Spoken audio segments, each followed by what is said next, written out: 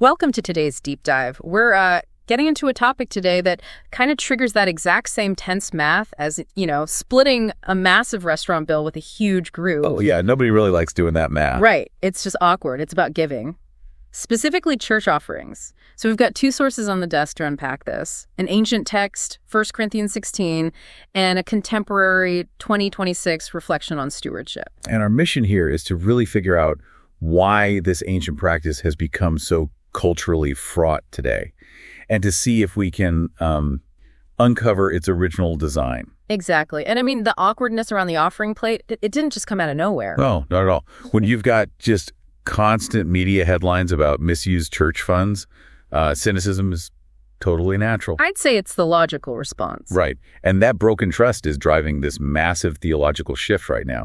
You have younger leaders arguing that congregational giving is just, obsolete. Like it's just a relic of the law? Yeah, exactly. Some even say pastors should just work secular jobs to support themselves instead. Which honestly totally makes sense. I mean, mandatory giving today often feels like a forgotten monthly subscription fee. Oh, that's a really good way to put it. Yeah, like the money is leaving your account, but you have no idea what value it's providing. And your first instinct is just to figure out how to hit cancel. Just shut it down entirely. Right. If the system is that opaque, isn't it completely logical for people to just stop doing it? Well, it feels rational until you look at how it was originally engineered. To fix this subscription fee fatigue, you kind of have to look at the early church's blueprint. Because they actually anticipated this. Yeah, their approach was designed to bulletproof the community against that exact type of cynicism.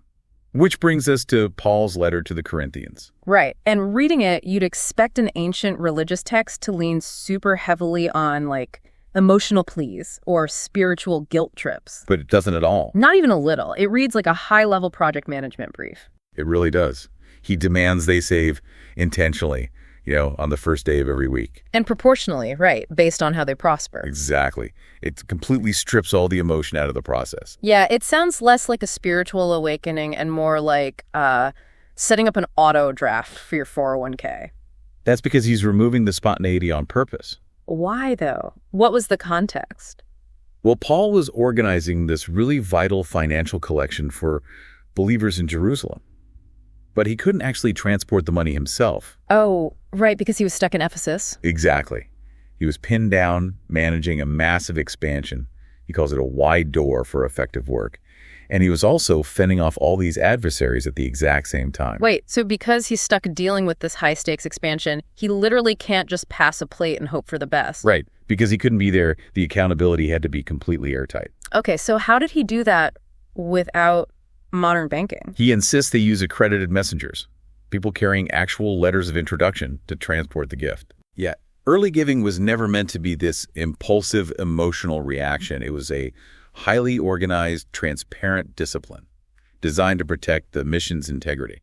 I mean, if the execution was that disciplined, it really shifts the psychology behind the whole thing. Oh, absolutely. The contemporary reflection we're looking at frames this as a shift from ownership to stewardship. Which basically argues that giving isn't losing what belongs to us. Right. It's voluntarily returning a portion of what we first received from God. Because a steward manages assets for a primary owner. Yeah, and when you operate under that framework, parting with the money doesn't trigger that same psychological friction. Or that loss aversion. It's like paying a heavy tax out of your own hard-earned paycheck versus being a financial advisor moving a client's portfolio. That's a perfect analogy. You don't feel a personal loss when you distribute the client's money because, you never had the delusion that it was yours to begin with. Exactly. You're just managing it. Yeah. And that framework is honestly the ultimate spiritual resistance against human self-centeredness. Because our default setting is just to hoard everything. Right, to claim absolute ownership over our lives.